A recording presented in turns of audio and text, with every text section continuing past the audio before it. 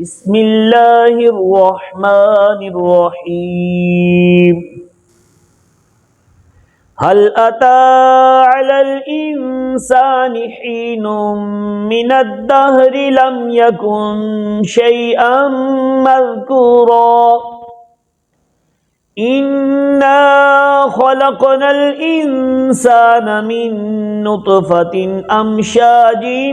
نبتليه فجعلناه سميعا بصيرا إنا هديناه السبيل إما شاكرا وإما كفورا إنا أعتدنا للكافرين سلاسل وأغلالا وسعيرا إن الأبرار يشربون من كأس كان مزاجها كافورا عينا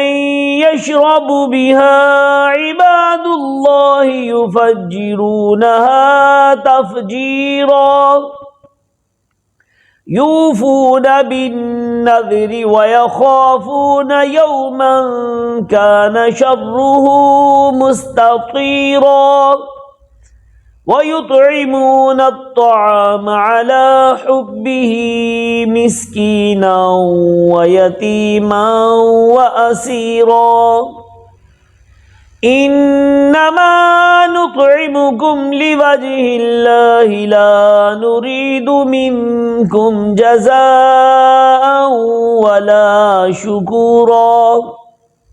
إنا نخاف من ربنا يوما عبوسا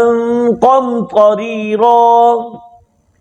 فوقاهم الله شر ذلك اليوم ولقاهم نضرة وسرورا وجزاهم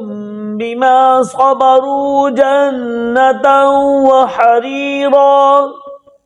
متكئين فيها على الأرائك لا يرون فيها شمسا ولا زمهريرا ودانية عليهم ظلالها وذللت قطوفها تذليلا ويطاف عليهم بآنية من فضة وأكواب كانت قوارير من فضة قدروها تقديرا ويسقون فيها كأسا كان مزاجها زنجبيلا عينا فيها تسمى سلسبيلا ويطوف عليهم بلدان مخلدون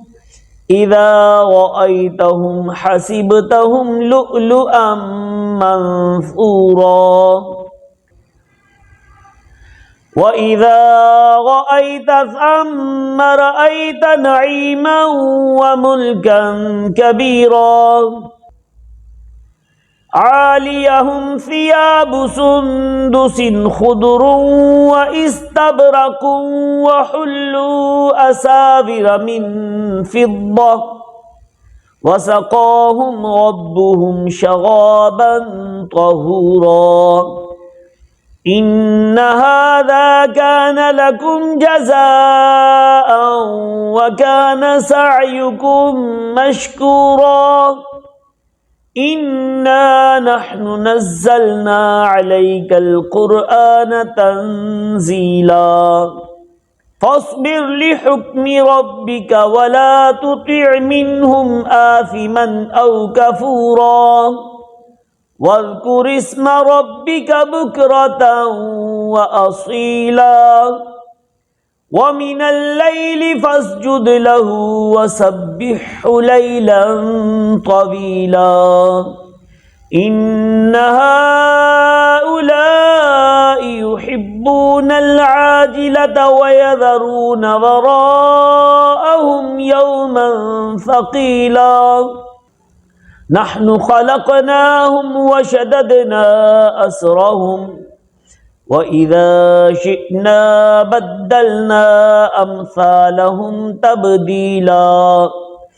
إن هذه تذكرة فمن شاء اتخذ إلى ربه سبيلا وما تشاءون إلا أن يشاء الله إن هذه تذكرة فمن شاء اتخذ إلى ربه سبيلا وما تشاءون إلا أن يشاء الله إن الله كان عليما حكيما يدخل من يشاء في رحمته والظالمين أعد لهم عذابا أليما صدق الله العظيم.